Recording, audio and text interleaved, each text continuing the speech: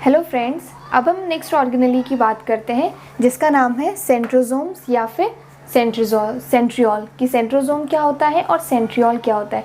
Centrosome जो है वो एक स्मॉल नेकेड ऑर्गेनेली है। स्मॉल नेकेड ऑर्गेनेली का मतलब क्या है कि जो सेंट्रोसोम है उसके चारों तरफ कोई भी मेम्ब्रेन नहीं है, नेकेड है, वो साइटोप्लाज्म में ऐसे ही बिना मेम्ब्रेन के प्रेजेंट है।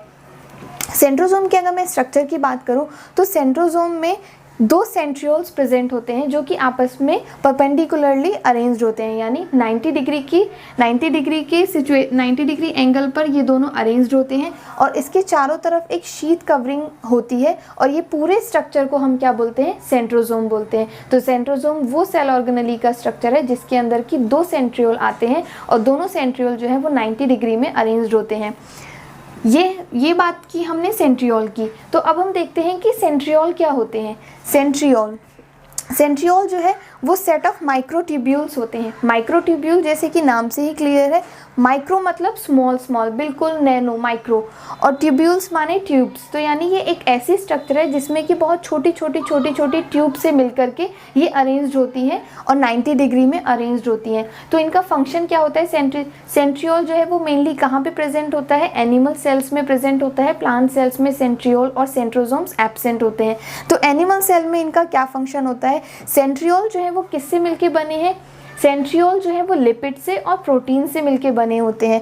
और प्रोटीन्स में भी जो मेन सेंट्रियोल में जो प्रोटीन यूज्ड होता है उसको हम बोलते हैं ट्यूब्यूलिन प्रोटीन। तो ये नाम याद रखने वाली बात है कि सेंट्रियोल कौन से प्रोटीन से मिलके बने होते हैं, ट्यूब्यूलिन प्रोटीन से मिलके बने होते हैं और साथ ही साथ लिपिड से भी मिलके बने होते हैं। फंक्शन की अगर इनकी बात करें तो सेंट्रियोल क्या क्या फंक्शन सेल में परफॉर्म करते हैं। सबसे मेन हो गया कि ये जो है वो बेसल बॉडीज़ को फॉर्म करते हैं। बेसल बॉडीज़ क्या होती हैं, बेसल बॉडीज़ वो बॉडीज़ होती हैं जो कि बाद में जाके सीलिया या फिर फ्लैजिला को फॉर्म करती हैं। सीलिया और फ्लैजिला क्या है, सीलिया एक सेल को मूवमेंट करने के लिए कुछ हेयर लाइक स्ट्रक्चर्स की ज़रूरत होती है जिससे कि सेल जो है वो मूव करती है। तो छोटे छोटे हेयर लाइक स्ट्रक्चर्स को हम क्या बोलते हैं, सीलिया। और अगर कोई एक बड़ा हेयर लाइक स्ट्रक्चर है तो इसको हम क्या बोलते हैं, फ्लैजिला। तो बेसल बॉडी का मतलब है कि जो सेंट्रियोल है वो बेसल बॉडी फॉर्म करते हैं, ऐसी बॉडी जो कि बाद में क्या बनाएगी, बाद में जो है वो या तो सीलिया बनाएगी या फिर फ्लैजिला बनाएगी। और ये दोनों ही किस में मदद करते हैं, एक सेल को मूवमेंट शो करने में। और दूसरा फंक्शन हम देखते हैं सेंट्रियोल का, तो ये एस्ट्रल स्प्लिंडल पोल्स फॉर्म करते हैं। एस्ट्रल स्प्लिंडल पोल्स क्या होते हैं कि ये स्प्लिंडल फाइबर्स को जनरेट करते हैं। जब एक सेल जो है वो डिवाइड करती है तो क्रोमोसोम को जब एक सेल जो है वो दो सेल्स में डिवाइड कर रही है तो इसके अंदर का जितना भी मटेरियल है वो दोनों आपस में पहुंच जाए, इसके लिए फाइबर्स होती हैं जो कि आपस में सारा जो क्रोमोसोम्स है उनको आपस में अलग अलग सेपरेट करती है। तो वही फाइबर्स जो हैं वो कौन फॉर्म करता है, स्प्लिंडल पोल्स फॉर्म करते हैं जो कि सेल को डिवीजन में मदद करते हैं। नेक्स्ट हम देखते हैं सेल डिवीजन में मदद करता है स्प्लिंडल फाइबर क्योंकि फॉर्म हो गए।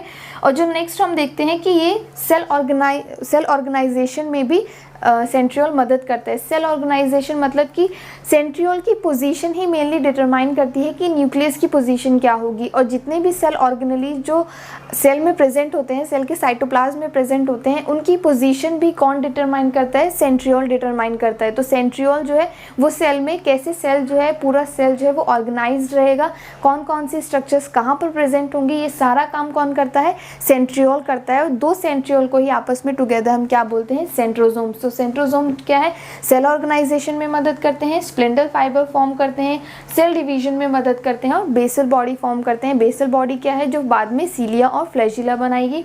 और स्प्लिंडल फाइबर्स क्या होते हैं, स्प्लिंडल फाइबर्स वो फाइबर्स होते हैं जो बाद में क्रोमोसोम से अटैच्ड होते हैं जब क्रोमोसोम जो है वो सेपरेट हो जाते हैं।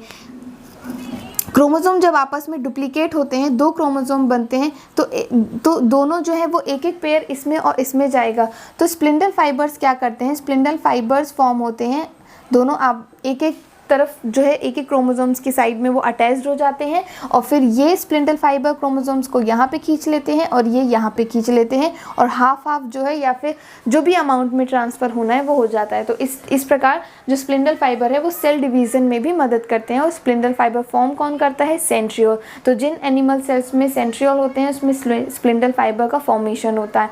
तो हमने देखा कि सेंट्रोसोम्स और सेंट्रियोल्स क्या होते हैं।